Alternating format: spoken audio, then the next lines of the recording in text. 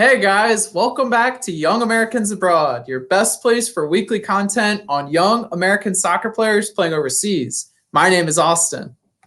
And my name is Patrick. And guys, welcome back to our show.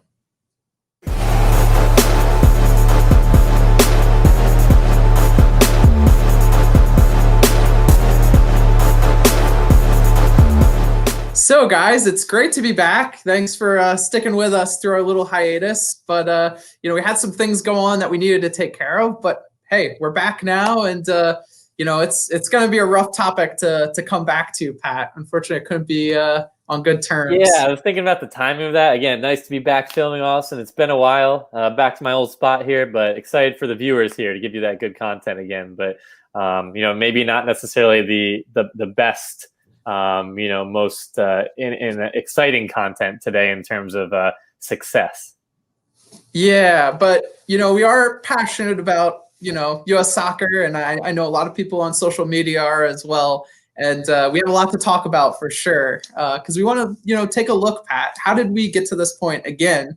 It feels like the same feeling we're feeling from Trinidad. Obviously, maybe on a lesser scale with failing to qualify for the Olympics. Right. The pain's always the same, Austin. The pain's always the same. Yeah, very true. And again, it's just 3 out of the last 4 times we failed now. 4 out of the past 5 times we failed to qualify for the Olympics, 3 consecutive times. So just, I guess, Pat, we're going to look at today, I guess, what we could have done differently. I guess take a look at where we are, how we can get better. And I guess finish it off with kind of why we should be still excited. But that feels tough right now. No, exactly. Obviously right now everybody's a little bit upset and kind of the negative mindset right now, but there are greener pastures, and we'll certainly get to that. So I guess, Austin, with the first point we really want to touch on is, all about the coaching, and in terms of Jason Kreis. So just kind of starting right this episode pretty strong with some takes here. Just in terms of, where he's been, obviously RSL, right, Austin? Had success, obviously, with Raimondo Beckerman. He had some good players at his disposal, but his last few jobs at New York City, NYCFC, excuse me, and he didn't really look very good. And obviously, he's more recently, I think, now an assistant on the Inter Miami team. So kind of a strange appointment now that we're looking back and at this moment. Maybe we wouldn't have thought about that if we did qualify here for the Olympics, but with all the criticism and critiquing here, what are your thoughts? Why would they appoint Jason Kreis here? Yeah, I mean, again, it kind of stems from, it seems like how our youth teams are really viewed at U.S. Soccer, and I really hate to say it that way, but you look at the U20 team, and you got Anthony Hudson, who some have said is the worst coach they've ever had, as the coach of our U20 players. So it does seem like this. Yeah, the Rapids. Oh boy, where do we start? I guess on them, but it's just that lack of taking. I'm going to say it, taking these youth programs seriously and viewing these jobs as not just a stepping stone or a place where you can get a coach that had some rough points and you can lure them in and kind of help them rekindle their career while also helping our boys out and get better. But I just think, when you look at the whole landscape of the U.S., you got so many good youth programs progressing. The Philadelphia Union are doing so well. FC Dallas is fantastic. Right. LA Galaxy have, a good youth setup among many others. And it just makes me think, like, what other coaches are out there that could do, a better job, not just of, teaching our players in the moment, but also just, taking that next step in their career and really making this job their own. Where I feel like someone like Jason Kreis came into this position and thought this was a demotion for him. And again, like you said, he was employed with Inter Miami. This was not a full-time role as a U23 coach. And I think that lack of prioritizing this as a serious thing really hurt us. And I think that led us to hiring Jason Kreis, because he was someone we felt comfortable with doing, half the job. And he's a professional coach. He's someone who's been a professional. He can manage both things. And clearly that's not something that was able to be done. Right. Yeah, and that's a good point. I think you and I both agree. I mean, obviously now with no other games, no Olympics, I mean, it's just done. You know, since over the U23, but he shouldn't have been appointed there in the first place at all. And just in terms of diving into some of the games there, obviously, you had some success against Dominican there, easier opponent to be to be truthful there. But then you're against Mexico, and just the expectation. Oh, it's okay if we lose. Just having that, not to dive into the other topics down the road, but even leading up to this game here, and throughout, where you just saw Honduras working hard, making those adjustments, attacking with ferocity there, and just hunger and desire, and just the in-game adjustments or lack thereof, I should say, and just stagnant throughout the game. Misplayed balls, no urgency, things like that, where just at the end of the game, with some of the quotes, I don't have the specific ones, Austin. I know you have a little bit more. I got it for you. You got it for I mean, yeah, if you want to take it away, I mean, Christ, just from his coaching standpoint, that philosophy is just terrible.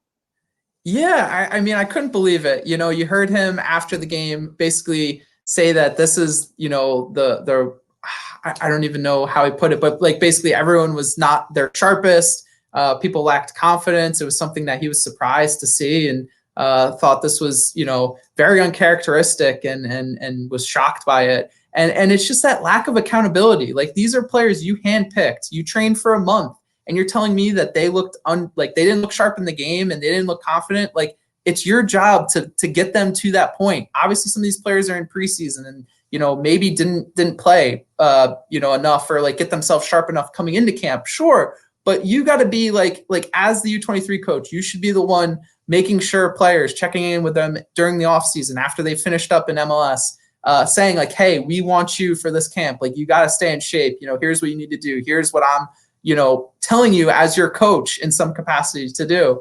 And just hearing that after the game, just again, lack of accountability. It was the same thing we saw after Trinidad with Bruce Arena, right, who said, who deflected everything on just the game. It was just a microcosm of one game. It's not, representative of where we're at as a federation.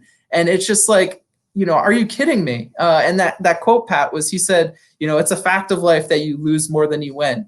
And I think we talked about this before we started filming, that, maybe he's going for that Michael Jordan quote where, you fail more times than you succeed, or whatever. You miss more free throws than, or game winners than you take, or whatever. But it just comes off so lackadaisical, and just, it really shows to me kind of where he's at in his life. Like you said, Pat, he's failed in his last two jobs. It doesn't sound like he's really in a great mindset of being someone who's a go-getter and someone who has, supreme confidence in what they're doing.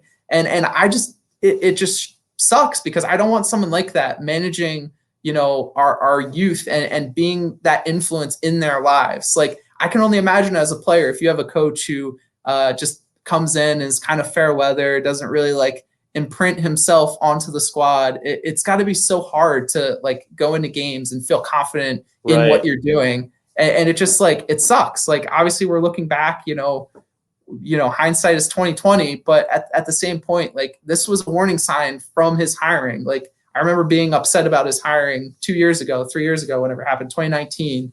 And it bit us, you know what I mean? It's a big reason, in my opinion, why we weren't able to qualify for the Olympics and succeed in this tournament. I really just, it comes down to Jason Kreis being a terrible leader. No, I mean, I couldn't agree more. Whether it's, again, during the games there, or even before leading up, he just the way, that I've seen him manage, and his experience here, and just with his interviews and press conferences throughout, doesn't seem like the motivator they need. Where, I'm not saying you need maybe specifically a Klopp or a Simeone there, but somebody that just kind of instills some fight, some passion. You don't want to see something on the sidelines, kick something, like if something's not going wrong, to try to get some player attention. Then, I know we can talk about the players down the road there, but only one or two of them was really fired up, or, gotten a little bit of a scuffle. And you need to see more of that. And again, not solely, or not, I shouldn't say solely, but excluding the players from blame. Sure, they deserve it. But from the coaching standpoint, we're talking about with Jason Kreis, he offered none of that. Just kind of an empty vessel, just operating and going through the motions. That was really it. Simple as that. Yeah, it's so true. And it's so frustrating, because it feels really just like where we were 3 years ago. Now, I guess almost 4 this fall, where it's just the same thing. People not taking accountability for the position they're in, not understanding, how important qualifying for the Olympics is. And I just feel like that was something that, Right. again, came from the coach. It was a mentality. And I think, Pat, that leads kind of perfectly into our next point of why we think we failed. And that's just, again, the lack of culture with this team. Obviously, this was, a team that was maybe a C team, maybe a D team in some cases. And we really had to figure out, throughout this whole cycle, who we're going to have available. COVID threw a wrench in everything because it delayed us a whole year. But I just, there was no culture. And again, it stems from the coach, I think.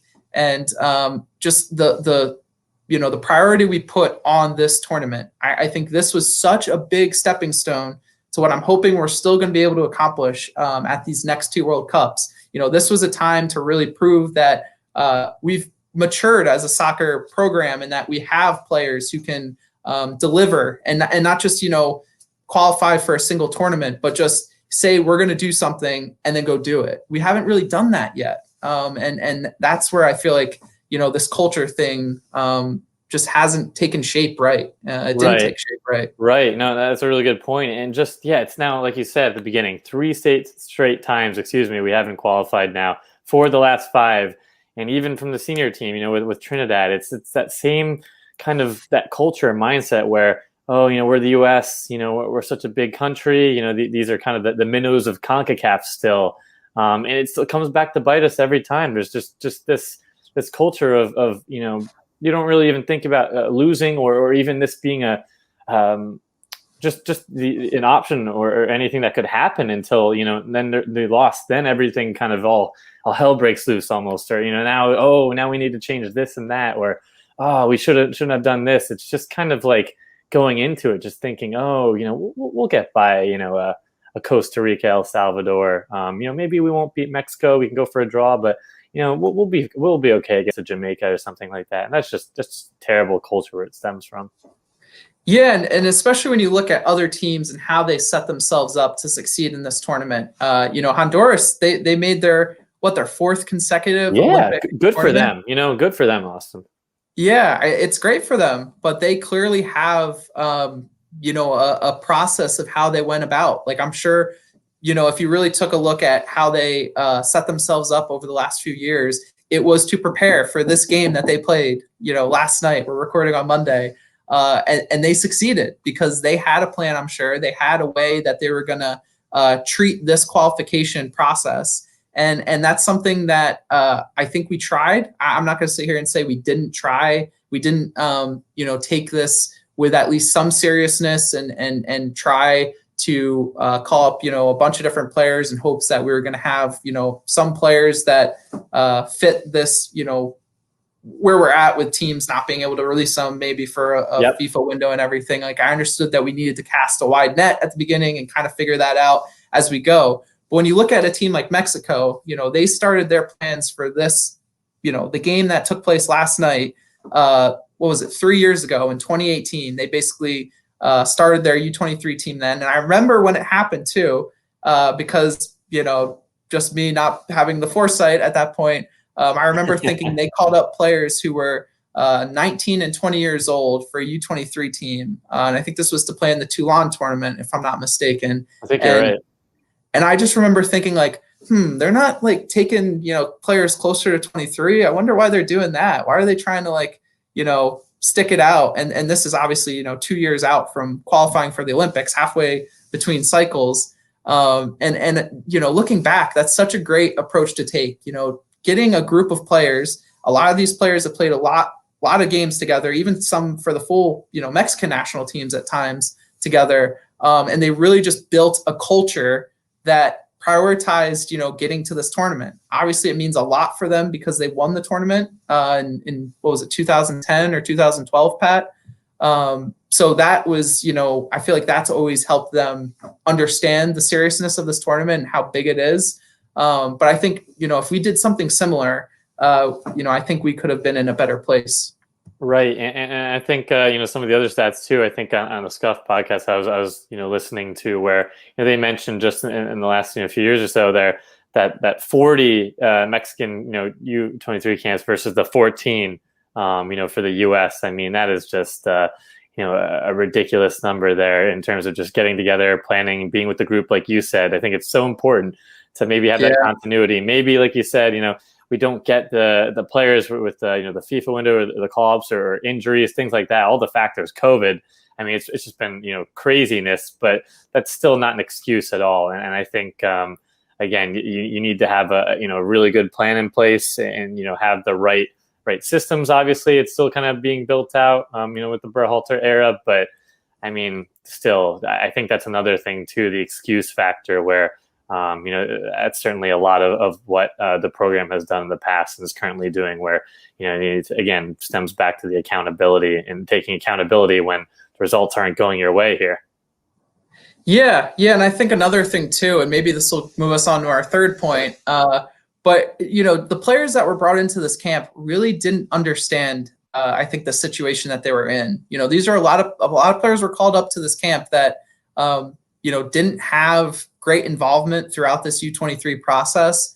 And some of them, this was really their first involvement. And, it sucks because, again, some of the situations that we're living in right now have made this the case. But I think if we were able to build a better culture around, what qualifying for the Olympics truly means and, having a coaching staff that prioritized, had a plan in place that was like, we're going to get this done no matter what. It sounded like, we're just treating this as like a normal U20 tournament where we'll try our best, but, we're not going to, if it happens, great. But if not, then it wasn't meant to be. I just feel like I never got that understanding that like, no, 100% we're going to do this. I'm going to make sure, this is going to happen. I'm going back to Jason Christ. I just right. Oh, my blood's boiling a little bit. I know you said kind of tailoring end. I didn't know if you wanted to mention the the softs piece. I know we were kind of talking about that.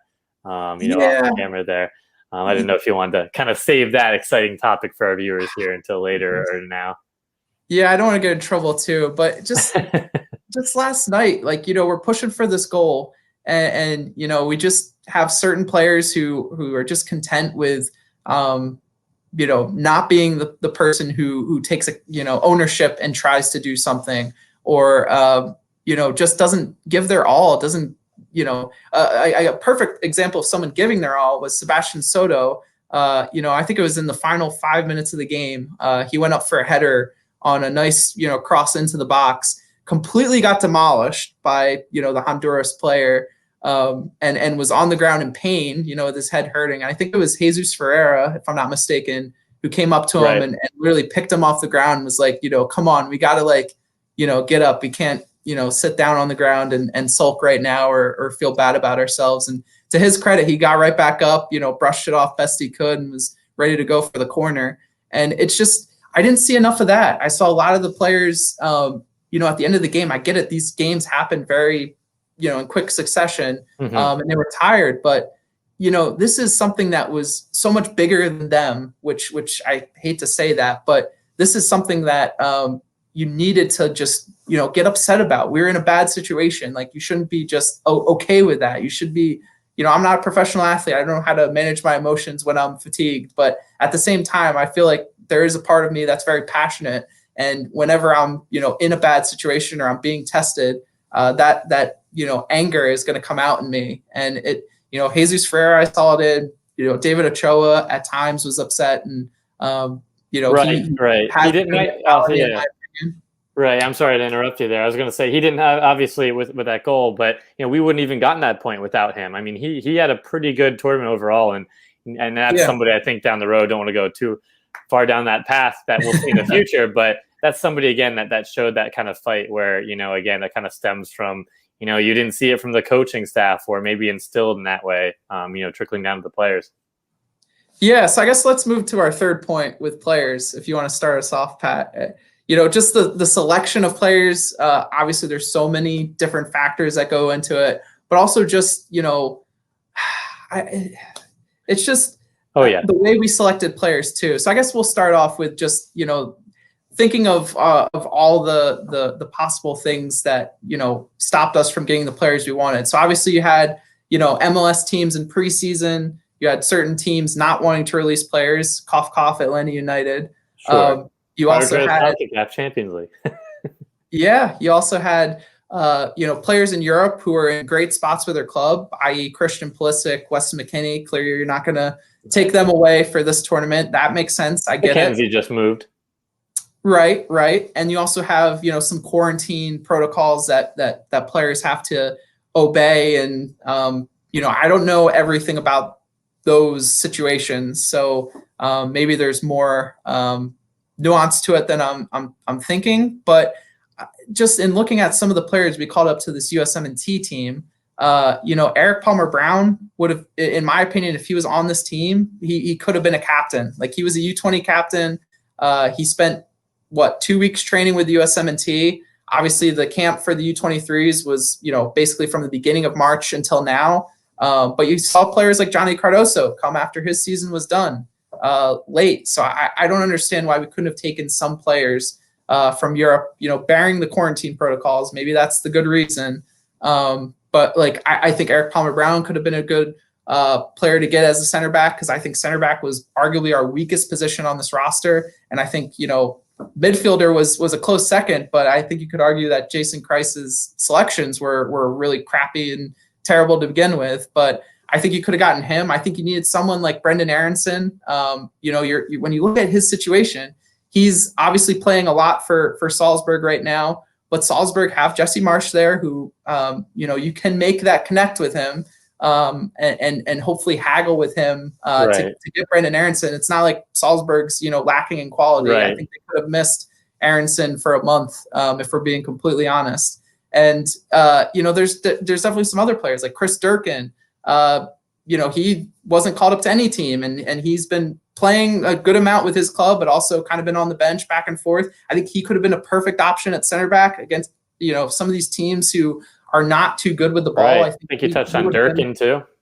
Yeah, that's what I'm talking about now. Right. And Emmanuel Sabi, you know, I think he's a player that could have brought more exciting play in the attack. Christian you know, Jonathan Cappy. Lewis was okay. Yeah, Christian Cappy didn't play. He's already got a contract signed for Brøndby in the summer. So, you know, him missing some games with his team that's in the second league in Denmark right now is not a big deal in my opinion. And he would have added instant quality. And then you look at MLS, Pat, you look at even USL, Jose Gallegos, I think would have been a perfect player to bring on, especially because we don't have a U20, you know, cycle this time. You know, I feel like there were several players from that team, Cameron Harper, who just made a move to the New York Red Bulls. Maybe it would have been tough since he's changing teams, but I think he would have been a player that could have added a little bit more in attack and you know, added more drive. And I think we'll get to this in our second point of this point, but you know, we kind of prioritized the players we took wrong, in my opinion. But just some of these other players that we know are good players, you know, Caden Clark, maybe. I think he might have been maybe a little too young for this. But Gianluca Busio, there's just other players that were out there. And obviously, you know, haggling with teams was tough, especially since this is a non-FIFA window. But I don't have any confidence that this coaching staff really exhausted all options to get players on the field. I couldn't imagine they did either. I mean, again, I don't know what's going on behind the curtain there, Austin, but yeah, I can't imagine, you know, pushing a little bit further because you're seeing, you know, other national teams, you know, even the past Olympics, I mean, you know, getting some of the players that they want. So, you know, having a little bit of push in them there. But yeah, just back to what you were saying too. And just the players that we had there even, I mean, we didn't even include Testament initially, and just as one example where he was brought on, you know, didn't play at all really. And then when he came in, looked one of the most energetic, you know, players out there and dynamic players and just a force to be reckoned with there on the field. And he just brought a lot of, and again, no knock to Yul or Cardoso or things like that. But I think he even was quoted saying, oh, well, some of these players used to play up. Maybe they can play in the eights or, you know, they're played, you know, more forward in the past. And it just didn't work. They had so many sixes. And again, knocks on certain players, but just, you know, I think Giannis went out and they brought in another six. So I mean, it's just a lot of the same. It was so just bland. Yeah, that's such a great point, Pat. Because it's just, Yeah, we have such a large pool to pull from. And we literally took, again, I'm going to go to this point. We took all these players who are close to that 23-year-old age. Again, it's like how we prioritize for our last, World Cup qualifying cycle. We took all the old veterans who supposedly had some great experience that would have helped us get to the World Cup. And that's not the case. I think we got to look at players without their age and players like Tanner Tessman, who's I believe only 19 years old, but Caden Clark, we didn't mention, obviously not on the roster there, but right. But these players are all players who have higher aspirations, and I think that drive in these moments would have brought out better play from those players than some of these more experienced players. Because I think when you get these experienced players who've never really thought of themselves as players who are true difference makers, like maybe that's a hard way of saying it. I think when the going gets tough, they get they start to lack that confidence. And I think that's what you saw yesterday with Jason Christ talking about players missing balls and, not taking their chances and things like that. I think it's because that's not who they are. They haven't done much in their careers, no offense, to really give them that confidence that they can accomplish something like qualifying for the Olympics. And I think, yeah, if you go back to who he picked for this team, I think he left so many good options off the roster to begin with, and players that are a lot younger that would have helped this team succeed. Jose Gallegos, Pat, is the biggest one in my opinion. He's such a good player and would have been a U20. I think he would have been a starter for the U20 team if we were doing it this year. And he's the type of player who just gets after it. Another thing too with the players that he picked, and again, it goes back to picking like someone like Eric Palmer Brown, who could be a captain that you can rally around. I think someone like Paxton Pomykal, obviously he's coming back from injury. I agree. Would have been an awesome captain. Yep. Yeah, to lead this team and to make sure that people understood how serious this was, how important it was, and that you were going to have to give 110% to be able to walk on the field next to him because you would have been letting him down if you didn't. And sorry, Jackson Ewell, but that's not the guy that I'm super passionate about if I'm walking on the field next to him. And again, no slight on him. I don't think there was a captain on this team. I don't think you could have really picked someone from the players that were there that you feel comfortable with, walking onto the field with to lead you. Yeah. And again, I don't want to harp too much. I know you have something final to end before we get into the positives, but I was going to say just great point there where, again, I'm in agreement with you. No knock, Jackson, you'll have some quality. And I think you'll have a bright future here.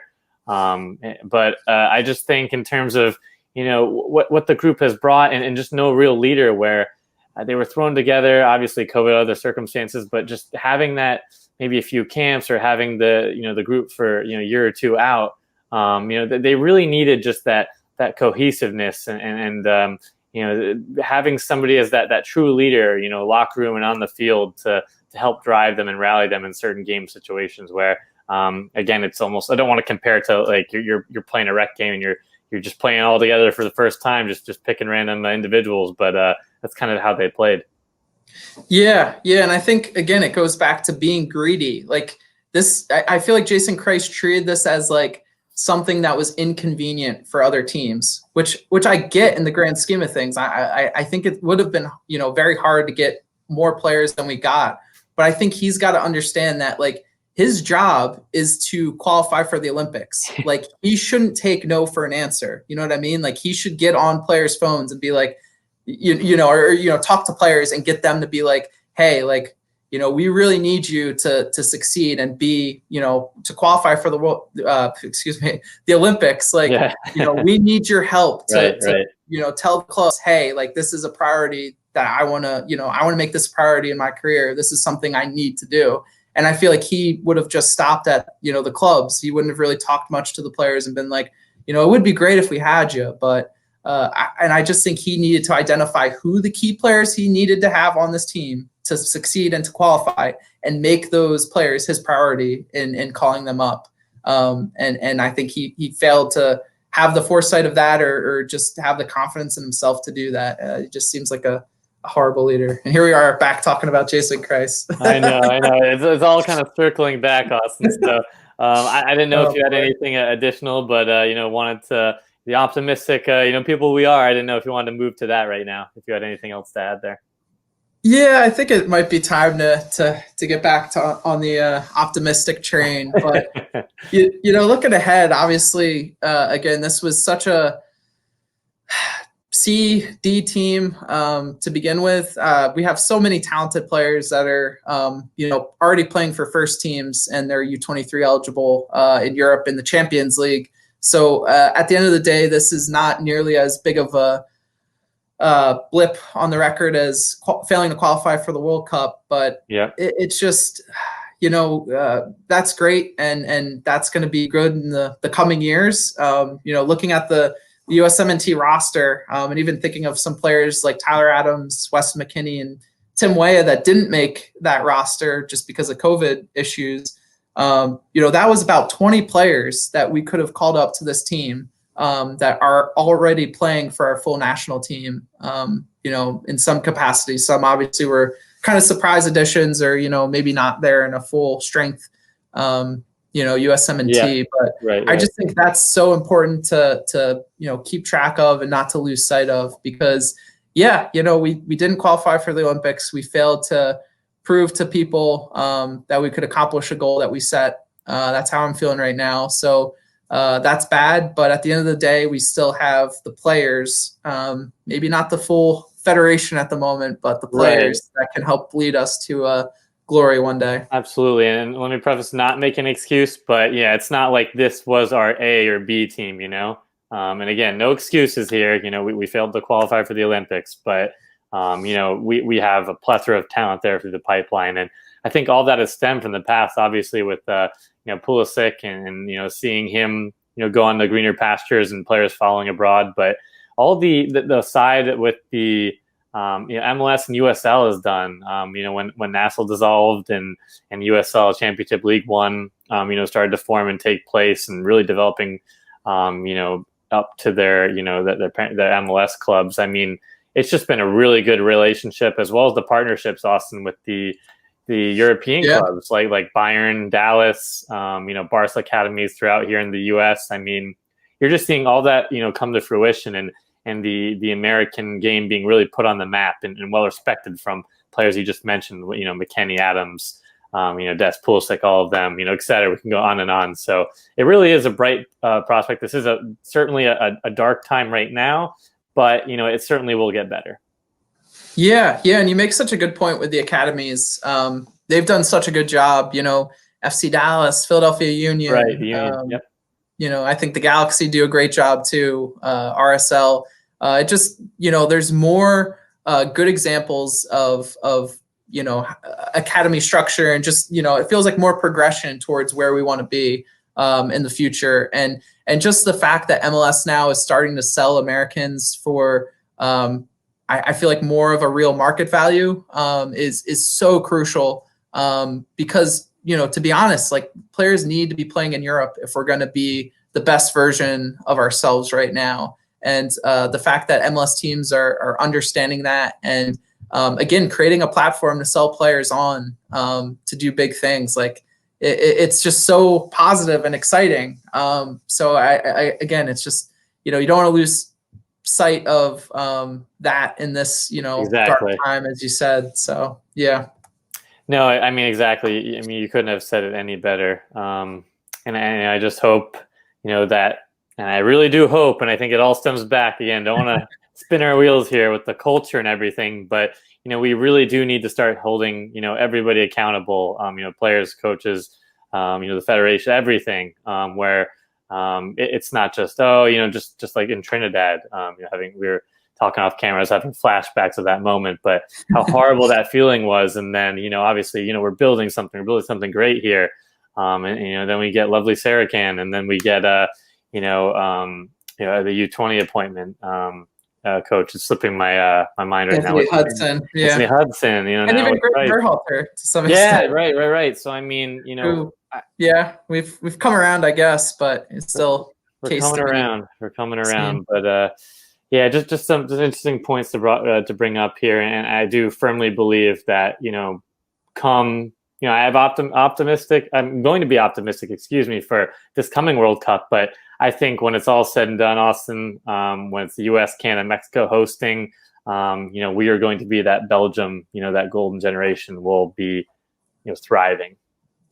Yeah, it's exciting to think about. I know we talked a little bit earlier, but the thing I'm like envisioning in my mind is just like, right before the World Cup, back when we used to make them, they used to run all those promos for the US soccer national team. And just thinking about, all the cool storylines about, people discovering Weston McKennie and people discovering Christian Pulisic and Tyler Adams, Tim Weah, the list could go on. These are just such awesome personalities.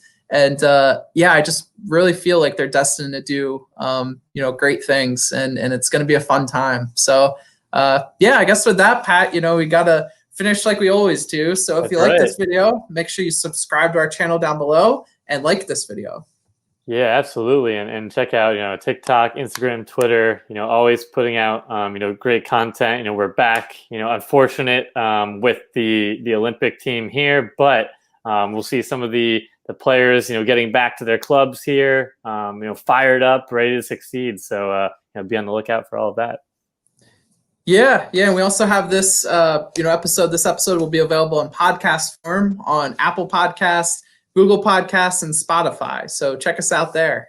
And I know we've been kind of away for the past few weeks, been working on some things in our personal life. And we just want to let you guys know we're back. We didn't just, fade off the planet. I know some of our communications are a little lackluster, but we're going to be back next week for our regular show, and excited to see players back with their clubs too. I feel like this international break has felt a little long. So yeah, no, absolutely, Austin. And I think obviously, again, don't want to harp on the disappointment here. We're looking for greener pastures, getting back to the clubs, as well as you got Nations League, Gold Cup, and then, the all important World Cup qualifying. I mean, it's right around the corner. Yes. I know COVID has made it feel so weird, but Qatar's 2022. It's coming up. Yeah, that's so true. Yeah. Ooh. Fall. Yeah. Wow. Okay. It's here. It's almost here. Yeah, it's so crazy. So I guess with that, Pat, we got to finish with our famous slogan, and that is, one day we will win the World Cup.